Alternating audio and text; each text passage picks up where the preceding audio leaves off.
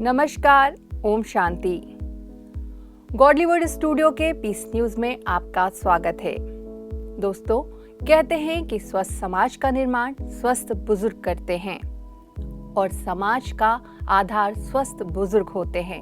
लेकिन इन दिनों बुजुर्गों के गिरने की घटनाएं काफी बढ़ती जा रही हैं। आखिर इसकी क्या वजह है, इस बारे में आज हम बात करेंगे डॉक्टर महेश हेमाद्री जी से।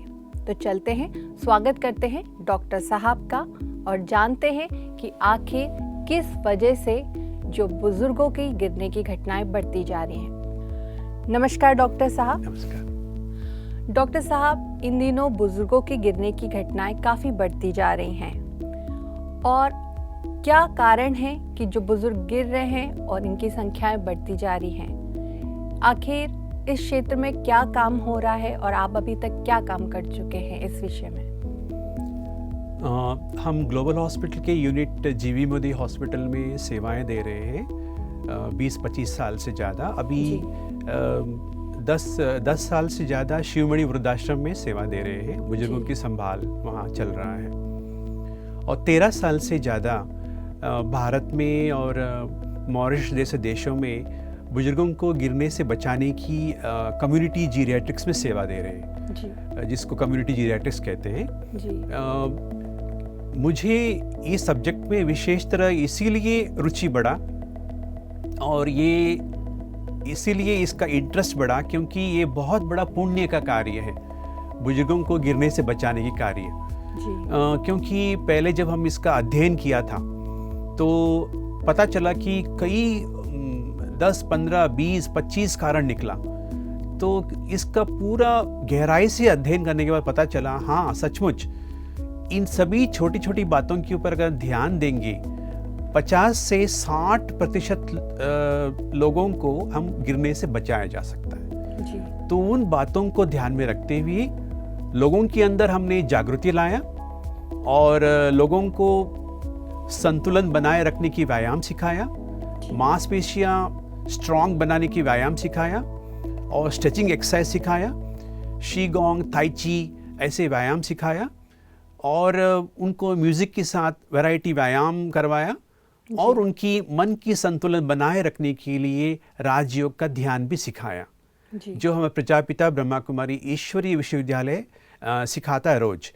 तो ये सब चीज़ें करने से हजारों लाखों लोग इससे फ़ायदा लिया, दूरदर्शन के माध्यम से, रेडियो के माध्यम से, कम्युनिटी रेडियो के माध्यम से, संदर्शन द्वारा और हमारी जो सेवा केंद्र है भारत में बहुत सारे, मतलब नॉर्थ से लेकर के साउथ, ईस्ट से वेस्ट तक हम जाकर के इन 13 सालों में लोगों को यही संदेश सुनाया कि भाई कैसे अपने को गिरने से बचाया जा सकता है जी।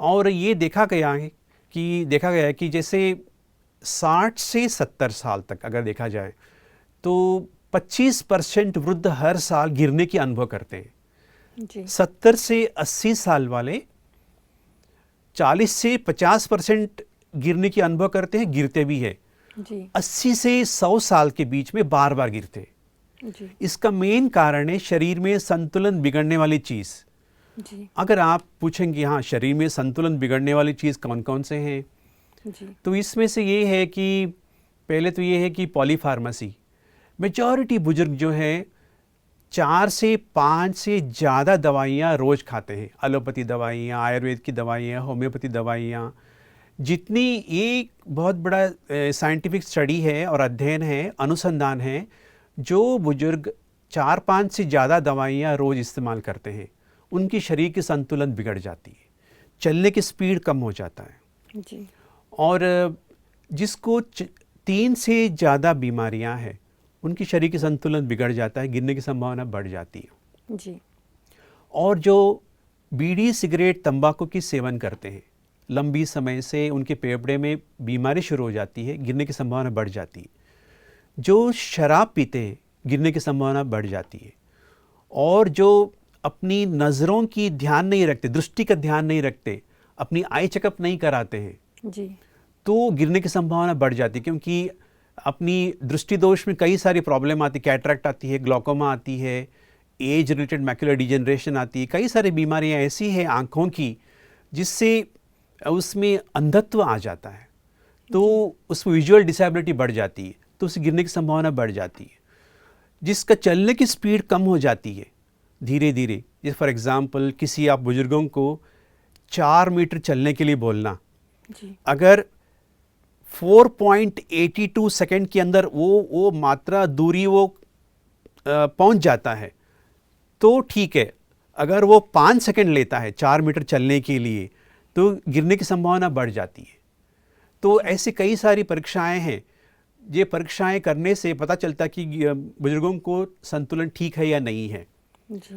और विशेष तरह कई बुजुर्ग जो है डायबिटीज़ के मरीज़ है, जो इंसुलिन ज़्यादा यूज़ करते हैं और डायबिटीज़ के साथ उनको पेरिफेरल न्यूरोपैथी है, पैर में सुंदपन है, झुंझुनाहट सा होता है, जलन होती है, ऐसे व्यक्ति है, और जो खून में शुगर कंट्रोल करने के लिए दवाइयाँ खाते हैं तो उनमें बुजुर्गों को गिरने की संभावना बढ़ जाती है जी। और जो विशेष तरह ऐसी दवाइयाँ हैं जिसके नाम कहते हैं एंटीकोलिनर्जिक्स, मान लो जो पेट की दर्द को ठीक करने की दवाइयाँ हैं, पेशाब की समस्याओं के लिए यूज़ करने की दवाइयाँ हैं और जो कंपन को ठीक करने के लिए यूज़ करने वाली दवाइयाँ हैं, पार्किंसंस की बीमारी को ठीक करने की दवाइयाँ हैं, वो जो यूज़ करते हैं उससे गिरने की संभावना बढ़ जाती है। जो नींद की दवाइयाँ खाते हैं गिरने की संभावना बढ़ जाती है। जो रात को पेशाब के लिए बार बार उठते हैं गिरने की संभावना बढ़ जाती है। जिसको घुटने की परेशानी है लेकिन कोई सहारा नहीं लेते, ऐसे व्यायाम नहीं करते, ऐसे ही चलते, गिरने की संभावना बढ़ जाती है। जिसके खून में विटामिन D3 की कमी है, कैल्शियम की कमी है, गिरने की संभावना बढ़ जाती है। आप पूछेंगे विटामिन D3 कितना रहना चाहिए? जिसका खून में 30 नैनोग्राम पर ml से विटामिन D3 जिसके खून में कम है, गिरने की संभावना बढ़ जाती है जी। तो इस तरह इतनी सारी कारण हैं जो गिरने की संभावना को बढ़ाता है। और जो व्यायाम नहीं करते गिरने की संभावना बढ़ जाती है। और जो शरीर की ऐसी असंतुलन होता है जहां असंतुलन होने से वो सहारा नहीं लेते, इसको कहते हैं असिस्टिव डिवाइस, मतलब कि जैसे स्टिक्स लेना, वॉकर लेना या व्हीलचेयर के सहारा चलना, तो उससे गिरने की संभावना बढ़ जाती है। मतलब यूज़ करना चाहिए। तो इस तरह ही ऐसी ये सब इतने सारे कारण हैं जो गिरने की संभावनाओं को बढ़ाता है। तो इसी मतलब ये कारणों को अगर आप एनालाइज करेंगे, हम एक एक चीज़ को ठीक करते जाएं, गिरने की संभावना ठीक हो जाता है। जैसे घर की वातावरण, घर के वातावरण की एक विशेष तरह देखा जाए तो घर में जो उनकी घर में परिवार पोछा लगाते हैं, साफ करना मतलब सुखाना भूल जाते हैं। डॉक्टर साहब, ये तो आपने बहुत महत्वपूर्ण बातें बताई कि बुज़ुर्गों को किन कारणों से वो गिरते हैं, व्यसन करने की वजह से या एक्स्ट्रा मेडिसिन लेने से या बहुत सारी एक साथ बीमारियां होती हैं। इनके अलावा भी कोई कारण है? अगर उनकी हेल्थ को देखा जाए, हेल्थ के अलावा भी कोई कारण है, पारिवारिक या सामाजिक, ऐसा कोई कारण है जिसकी वजह से वो गिरते हैं? हेल्थ के संबंधित और 2-3 बातें मुझे ऐड करना था। वो था कि ब्लड प्रेशर की दवाइयाँ जो खाते हैं, विशेष तरह पेशाब की दवाइयाँ, इससे क्या होता है, ऑर्थोस्टैटिक हाइपोटेंशन होती है। उसमें मतलब जैसे सोए हुए स्थिति में उसका ब्लड प्रेशर जो है खड़े होने से गिर जाता है जी। जिसका सिस्टोलिक ब्लड प्रेशर 20 मिलीमीटर से ज़्यादा, डायस्टोलिक ब्लड प्रेशर 10 मिलीमीटर से ज़्यादा गिरते हैं, खड़े होने चक्कर आना शुरू हो जाती है जी। तो उससे भी गिरने की संभावना बढ़ जाती है। तो और साथ साथ में जो घर की वातावरण ऐसे होना चाहिए, साफ स्वच्छ, सदा जहाँ भी देखो कि अच्छा वो प्रकाश हो। जैसे बाथरूम में टॉयलेट करने के बाद बुजुर्गों को खड़े होकर के सपोर्ट लेने के लिए ग्रैब बार्स होना चाहिए और एक वहाँ बाथरूम में चेयर होना चाहिए, आराम से बैठ के नहा सके। और नहा के बाद टॉयलेट के बाद बाहर आने के बाद एक ग्रैब बार होना चाहिए। तो ऐसे ही जैसे घर में यहाँ वहाँ वायर पड़े रहना नहीं चाहिए कि भाई पैर पे अड़े रहे, गिर जाए। और कई लोग घर में परिवार वाले पोछा लगाते हैं ज़मीन पे, सुखाना भूल जाते हैं, ड्राई होना चाहिए। तो डॉक्टर साहब, ये तो आपने बहुत सारे कारण बताए, जैसे कि एक बुज़ुर्ग होने के बाद इंसान का इनबैलेंस हो जाता है, मेंटल भी थोड़ा इनबैलेंस होता है, शारीरिक भी इनबैलेंस हो जाता है। दृष्टि की बात की आपने कि उनकी दृष्टि जो विजिबिलिटी है वो भी कम हो जाती है। तो ये घटनाएं ना हो, इसके प्रिवेंशन के लिए हमें क्या क्या करना चाहिए? तो इसके लिए वही है कि जितने हो सके दवाइयाँ कम मात्रा में ले, जी और दूसरा ब्लड प्रेशर ठीक तरह से नापते रहे, जितना हो सके बिना दवाई पे अपने नींद अपना संभाल सके, नींद को, जैसे कि बिना दवाई पे आराम से अच्छा नींद कर सके, इसको तो स्लीप हाइजीन। जी तो वो पॉइंट्स अपने पास रहना चाहिए, और अपने अच्छे फिजिशियन से मिल करके बिना दवाई पे कैसे वो सो सके, इसमें योगा है, ध्यान है, मेडिटेशन है, और जो कई सारे टिप्स है उसमें जो जी नेचुरली कैसे अच्छे नींद को वो पा सकते हैं। जी तो विटामिन डी ठीक तरह से रखे, कैल्शियम ठीक तरह से ले, ठीक जी तरह से शरीर को संतुलन बनाए, व्यायाम पे ध्यान रखे, जी व्यायाम करने की अपने रोज उसका अभ्यास करे, व्यायाम का बहुत ज़रूरी है। जी अगर कोई तंबाकू सेवन करते, तंबाकू सेवन से उसको रोके, और शराब सेवन कर रहा है तो उसको डी एडिक्शन के लिए उसको मोटिवेशन करे। जी तो इन सभी बातें हैं, ये फॉलो करने से गिरने से बचाया जा सकता है। जी। जैसे कि आपने कहा कि व्यसन को छोड़ना चाहिए उन्हें, बुजुर्गों को, या फिर मेडिसिन या स्वस्थ रहने के लिए, तो इसमें मेडिटेशन का क्या या राजयोग का क्या योगदान है व्यसन में? हाँ, जैसे राजयोग अभ्यास से व्यक्ति के अंदर विल पावर आ जाती है, दृढ़ता की शक्ति आ जाती है, जी मन के अंदर परमात्मा से सुख शांति पवित्रता की शक्ति आ जाती है। तो इससे वो स्व के ऊपर वो विजय पाता है, मन बुद्धि संस्कार के ऊपर विजय पाता है, फिर वो व्यसन से मुक्त हो जाता है। जी तो इस तरह की फिर उनको काउंसलिंग की भी ज़रूरत है, अच्छा संग का भी ज़रूरत है। तो इस तरह आप ये प्रयोग में लाने से, राजयोग की ध्यान प्रयोग में लाने से, मन को संतुलन बनाए रखने से, व्यसन मुक्त होने से वो भी गिरने से बचाया जा सकता है। ये तो डॉक्टर साहब आपने कहा कि किस तरीके से बुजुर्ग गिरने से रोका जा सकता है बुजुर्गों को।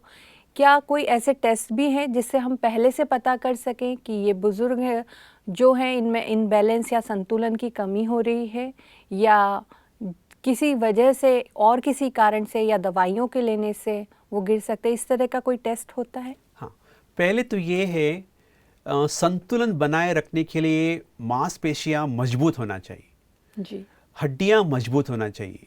मांसपेशियां कमज़ोर हो गई, हड्डी भी कमज़ोर हो जाएंगी। जी तो ये देखिए कि 3 महीने के अंदर 3 किलो वज़न कम तो नहीं हुआ, और वज़न कम हुआ तो उसका दूसरा तरीका ये है ढूंढने के लिए, उनकी काफ मसल सरकमफेरेंस देखिए, पैर की मांसपेशियों की गर्त देखना है। अगर 31 सेंटीमीटर से कम है और साथ साथ में 3 महीने से उसका 3 किलो वज़न कम हुआ है, तो समझो कि उसके शरीर के संतुलन बिगड़ जाएगा, समझो कि वो पोषक तत्व कम ले रहा है, कोई बीमारी अंदर है।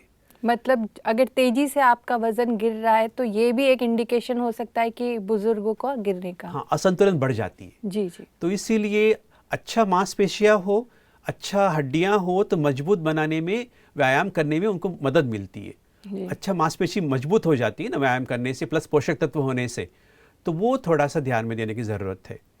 और दूसरा है बैलेंस टेस्ट, ये बहुत इंपॉर्टेंट है। जी तो कोई ये क्या है कि जैसे आइसबर्ग की तरह है, जैसे समझो कि भविष्य में गिरेगा, ये बुजुर्ग गिरेगा, शरीर के संतुलन नहीं है, शरीर के संतुलन बनाए रखने के लिए उसको डंडे की ज़रूरत है, केन की मतलब स्टिक की ज़रूरत है, वॉकर की ज़रूरत है। जी इसको पता करने के लिए बहुत 3 सिंपल टेस्ट है। उसमें से ये है कि पहला तो ये है कि भाई उसको 4 मीटर चलने के लिए बोलना, जी 2 पॉइंट नोट करना, वो पहले पॉइंट 0 पॉइंट, दूसरी पॉइंट 4 मीटर डिस्टेंस पे उसको बोलना, अपनी स्मार्टफोन पे या स्टॉप वॉच से शुरू कर देना कि भाई अभी आप अपनी नॉर्मल स्पीड पे चलो, 4 मीटर पहुंच जाओ। जी जो 4.82 सेकंड में पहुंच जाता है, जो 4.82 सेकंड के अंदर पहुंच जाता है या 4.82 सेकंड तक पहुंच जाता है, तो समझो कि वो सेफ है। जी जो 4.82 सेकंड क्रॉस करता है, जी 5 सेकंड लेता है, समझो कि गिरने की डर है, अच्छा मतलब शरीर की संतुलन ठीक नहीं है, गिरेगा 100%। जी दूसरा ये है, बुजुर्गों को बोलिए एक मतलब आर्म रेस्ट वाला कुर्सी ले, दीवार पे सहारा बना, दीवार को सहारा बना कर कुर्सी रख दे, और उस पर बुजुर्गों को बिठाइए, बोलो 5 बार उठ के बैठना, दोनों हाथ को क्रॉस करके छाती पे लगाएं, बिना सहारे 5 बार उठ के बैठ जाए, नॉर्मल स्पीड जितना जो उनका स्पीड है, उनको बोलिए जो आपका स्पीड है आराम से उठ के बैठ जाओ। तो कितना सेकंड में बैठता है वो देखिए। अगर वो 14 सेकंड के अंदर उठ के बैठ जाता है तो बढ़िया, संतुलन बढ़िया है जी। तो अगर वो 14 सेकंड क्रॉस कर लेता है तो गिरने के डर है, 100% गिरेगा। तीसरा है, उनको बिना सहारा खड़े होने के लिए बोल दीजिए। बिना सहारा दोनों पैर आजू बाजू में रखे, इस तरह खड़े होने के लिए बोले बिना सहारे। 10 सेकंड तक खड़ा रहता है, ओके बढ़िया, संतुलन बढ़िया है। उसका दूसरा टेस्ट है, उसकी एक पैर की जो एड़ी है पीछे के पैर की जो अंगुलियों को टच करे, टैंडेम स्टैंस कहते हैं जी। तो उसको बोलिए खड़े हो जाए बिना सहारे। 10 सेकंड तक खड़ा हो जाता है तो नहीं गिरेगा। ओके 10 सेकंड तक खड़ा हो सकता है, 10 सेकंड तक खड़ा नहीं हो सकता है तो गिरेगा। इम्बैलेंस है शरीर में। तो ये इंपॉर्टेंट टेस्ट है जी। तो ये इंपॉर्टेंट टेस्ट हर एक को करनी है। अगर इसमें शरीर के संतुलन ठीक नहीं है तो सीधा हड्डी रोग विशेषज्ञ के पास लेके जाएं। बोलो कि हमारी बुजुर्गों के संतुलन ठीक नहीं, डॉक्टर साहब इसका आप परीक्षा कीजिए, उसको जो सहारा ज़रूरत है, उसको के स्टिक की ज़रूरत है, वॉकर की ज़रूरत है, आप इसको दिलाइए। बहुत अच्छी तरह उसको सेट करके देगा तो उस गिरने की संभावना कम हो जाती है। तो डॉक्टर साहब ये तो आपने बहुत अच्छा ही आपने ये टेस्ट बताए कि आप किस तरह से बुज़ुर्गों को खड़ा करके या किस तरीके से आर्म्स चेयर का उसमें या समय के अकॉर्डिंग उनको चला कर देखकर ये कर सकते हैं। और अगर ये उनमें लगता है कि उनकी गिरने की संभावना है, वो टाइम लिमिट में वो एक्सरसाइज नहीं कर पाते हैं, तो फिर हम डॉक्टर को दिखा सकते हैं।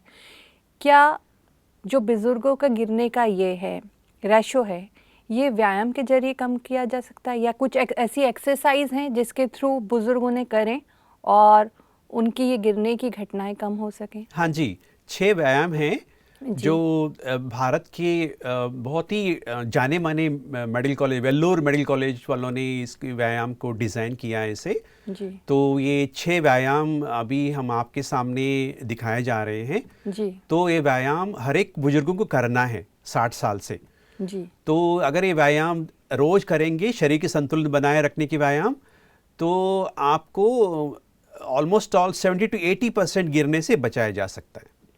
इसमें से पहले व्यायाम है जो आपको दिखाए जा रहे हैं।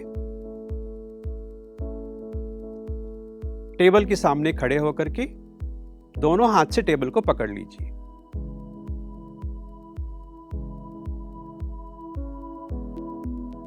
और दोनों एड़ियां पैर की जमीन पे रखते हुए उसमें से एक पैर की जो अंगुलियां हैं धीरे धीरे ऊपर ले लीजिए।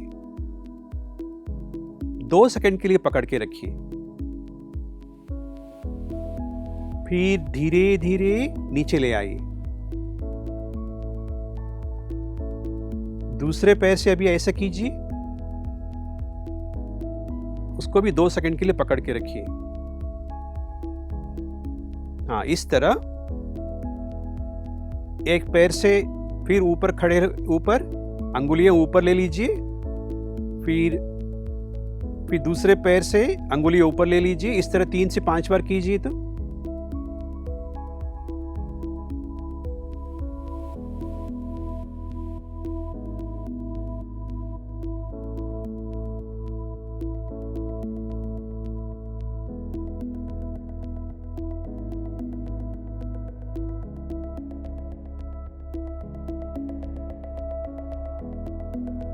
फिर इस तरह आप धीरे धीरे इसको 2 मिनट तक बढ़ाना है। जो अंगुलियां ऊपर लेके आप इसको होल्ड करते हैं ना 2 सेकंड के लिए, उसको 2 मिनट तक बढ़ाना है। और ये व्यायाम दिन में सुबह, दोपहर, शाम को कभी भी कर सकते हैं। यह है पहले व्यायाम। अब दूसरे व्यायाम, जैसे पहले खड़े थे ऐसे ही टेबल के सामने खड़े हो जाइए। दोनों हाथ से टेबल को पकड़ लीजिए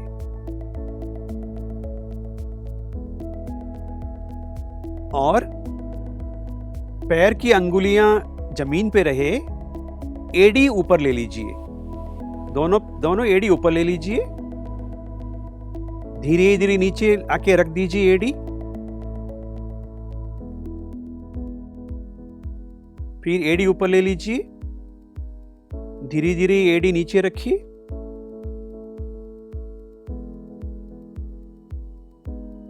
इसको 3 से 5 बार करनी है। करिए।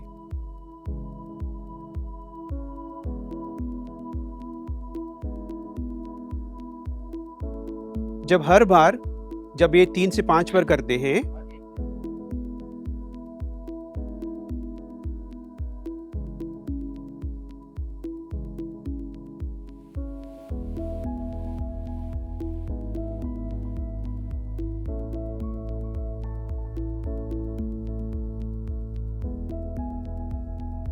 धीरे धीरे ऊपर ले लीजिए, एडी नीचे रखिए। ये 3 से 5 बार करनी है। धीरे धीरे इसको 10 बार करनी है। दिन में 3 बार करनी है। जैसे आप एडी को ऊपर लेके नीचे रखने की जो प्रक्रिया है ना, आप इसको दिन में 3 बार कर सकते हैं, लेकिन धीरे धीरे इसको बढ़ा करके 10 बार कर सकते हैं। जब हर बार इसको करेंगे, जो हम अभी 3 से 5 बार दिखा रहे हैं ना, यही 10 बार करना है। तीसरा व्यायाम, टेबल के सामने खड़े हो जाइए और दोनों हाथ से टेबल को पकड़ के रखिए। आप ऐसे करना है जैसे आप खड़े खड़े पैदल कर रहे हैं। 10 सेकंड के लिए करिए।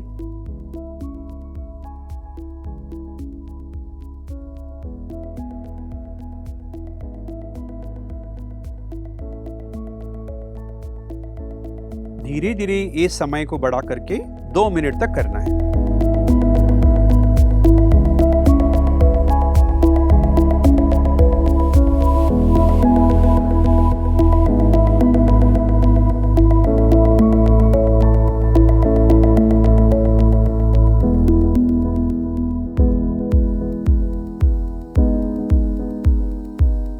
बस। चौथा व्यायाम, टेबल के सामने खड़े हो जाना है। दोनों हाथ से टेबल को पकड़ना है। एक पैर ऊपर लेना है, फोल्ड करके ऊपर ले लीजिए एक पैर,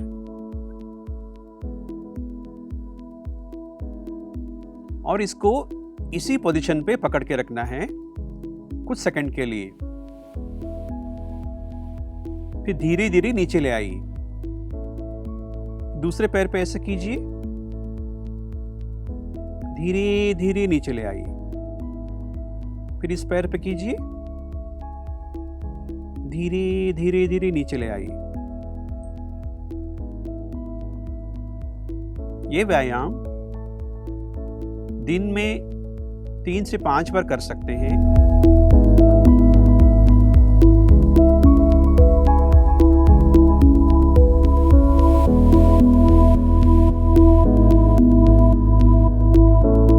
आप धीरे धीरे इसको बढ़ाना है। आप इस तरह करें कि एक पैर से अब 10 बार इसको कर सके, और जो ऊपर लेते हैं पकड़ के रखना 10 से 20 सेकंड तक, यहां तक पहुंचना है।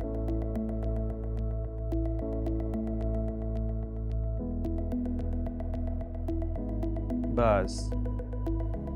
अभी हम 5वां व्यायाम आपको दिखाए जा रहे हैं। टेबल के सामने खड़े हो जाइए और दोनों हाथ से टेबल को पकड़ के रखिए। एक पैर पीछे ले लीजिए। अपनी आपके घुटने जो है सीधा रहना चाहिए।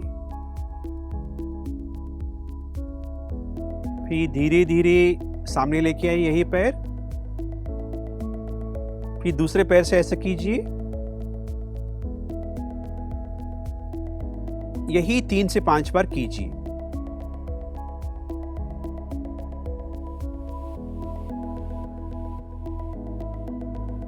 फिर धीरे धीरे हर सप्ताह इसको बढ़ाना है। जो जैसे 3 से 5 बार कर रहे हैं ना हर बार, इसको 10 बार करना है एक पैर से।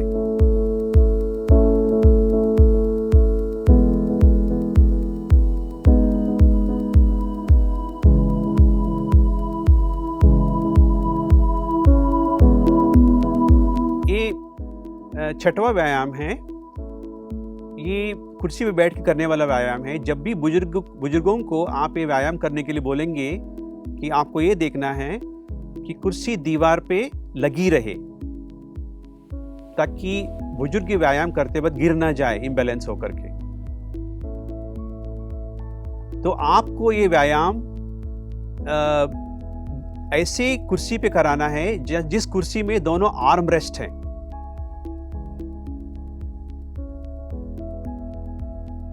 तो अभी धीरे धीरे दोनों आर्म रेस्ट को पकड़ के ऊपर उठिए, फिर बैठ जाइए। 5 बार कीजिए।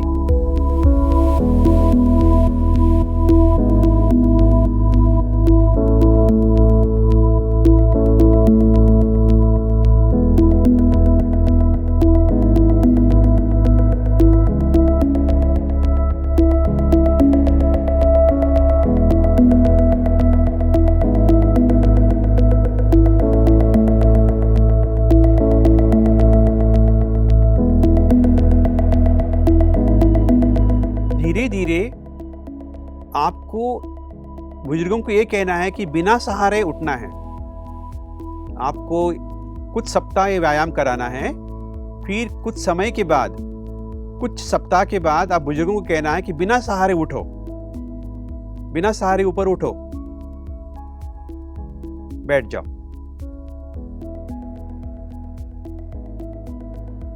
आपको ये व्यायाम, जैसे अभी हम 3 से 5 बार करने के लिए बोल रहे हैं, कि ये व्यायाम 10 बार रिपीट किया जा सकता है धीरे धीरे।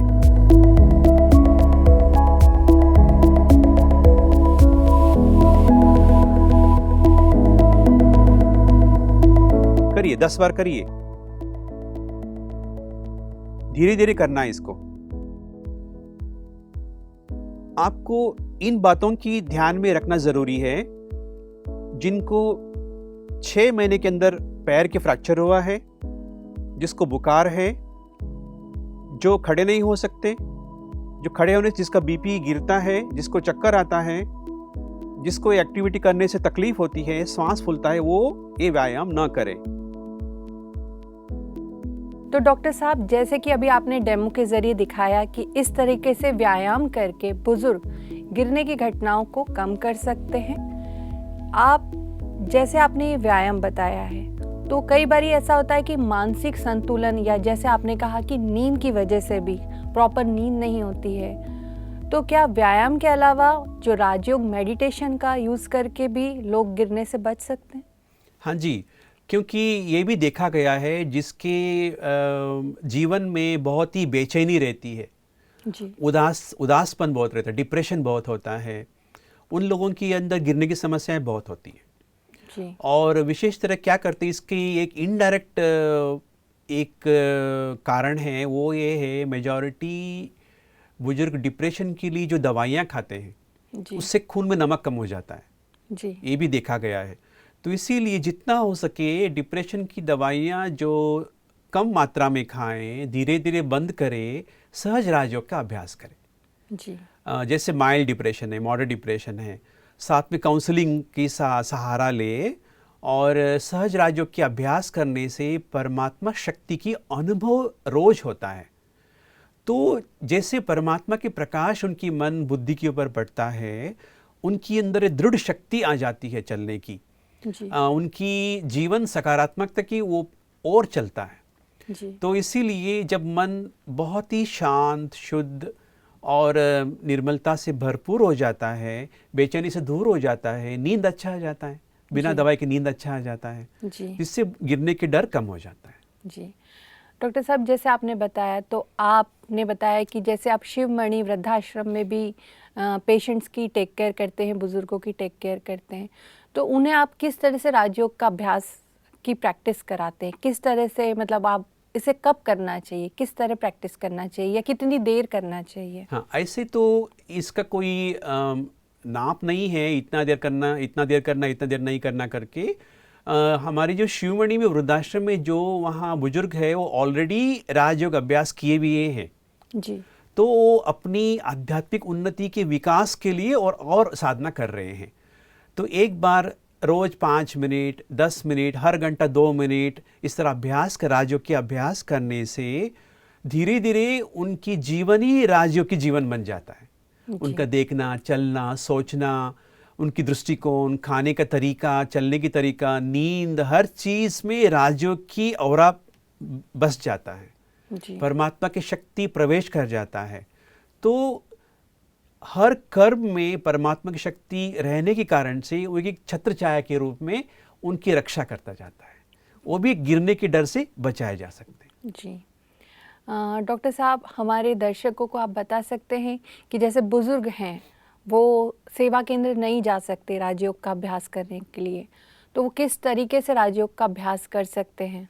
हमारी पीस ऑफ माइंड चैनल में बहुत सारे राजयोग की अभ्यास की विशेष तरह ये एपिसोड्स चलते हैं, वो आप रोज देख सकते हैं। जी। और देख के अभ्यास कर सकते हैं। ऑनलाइन में भी बहुत सारी सुविधाएं हैं।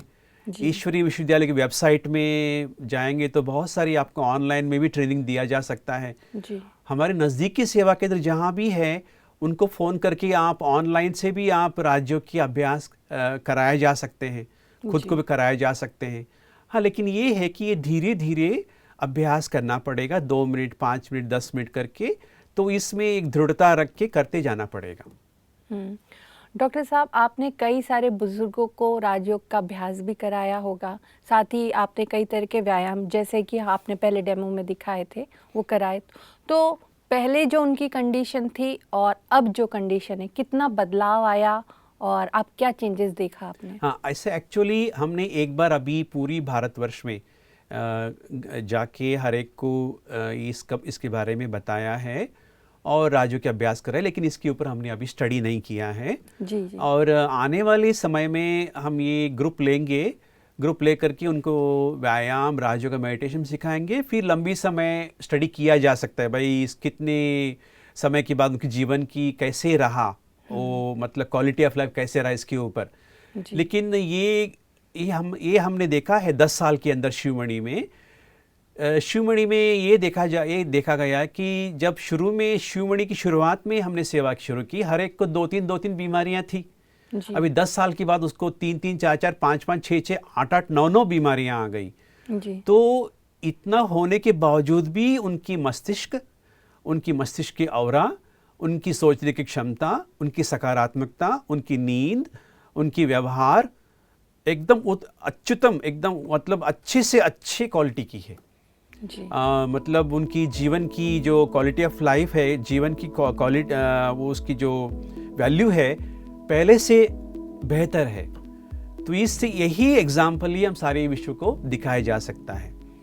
जैसे मरने की डर से वो दूर है और ये अपनी जीवन को बहुत ही व्यवस्थित रखते हैं, नए लोगों से मिलने में बहुत खुशी होती है उनको।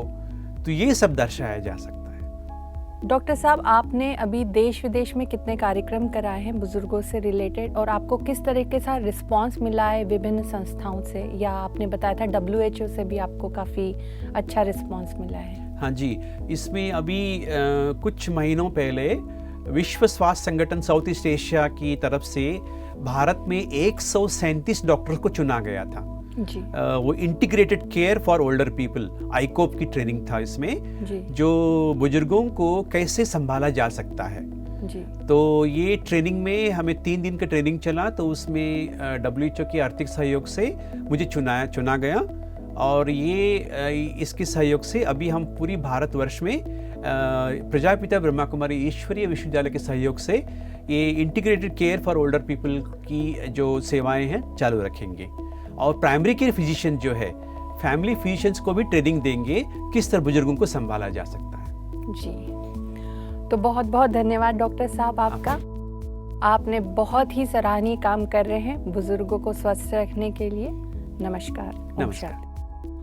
तो दोस्तों, आज हमने डॉक्टर हेमाद्री से जाना कि किस तरह से बुजुर्गों की भारत में गिरने की समस्या आम होती जा रही है, साथ ही किस तरह से इसकी रोकथाम की जा सकती है और किस तरीके से राजयोग का अभ्यास करके और कुछ साधारण से व्यायाम कर बुजुर्ग अपने आप को स्वस्थ रख सकते हैं। तो उम्मीद करते हैं कि ये कार्यक्रम आपको पसंद आया होगा। नमस्कार। ओम शांति।